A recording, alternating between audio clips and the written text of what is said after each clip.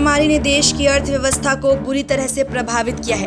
महामारी के शुरू होने के पहले ही देश के कई सेक्टर जैसे ऑटो सेक्टर, टेलीकॉम सेक्टर और एनबीएफसीज मुश्किल से गुजर रहे थे। लेकिन अब महामारी के बाद ये समस्या आम जनता के रोजगार और आर्थिक क्षमता को प्रभावित करने के स्तर तक गहरा गई है। सरकार ने अर्थव्यवस्था को सहारा देने के लिए बाजार में पैसे डाले हैं और कई उद्योगों को आर्थिक सहायता दे रही है।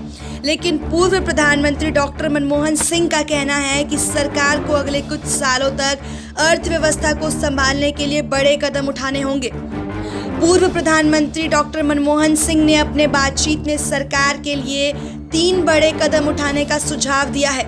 उन्होंने कहा है कि सरकार को जो सबसे पहला काम करना चाहिए वो ये सुनिश्चित करना चाहिए कि लोगों की आजीविका सुरक्षित रहे और उनको प्रत्यक्ष रूप से आर्थिक सहायता देकर उनके खर्च करने की क्षमता को बनाए रखा जाए।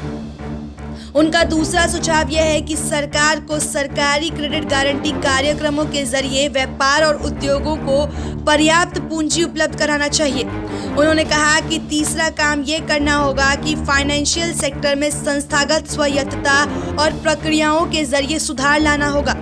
मनमोहन सिंह ने कहा कि वे इसे इकोनॉमिक डिप्रेशन नहीं कहेंगे, लेकिन देश में एक लंबे समय से एक गहरा आर्थिक संकट आना निश्चित था।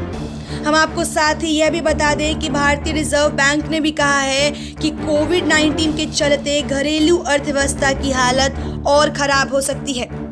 SPN 9 न्यूज़ रूम से शालिनी झा की रिपोर्ट।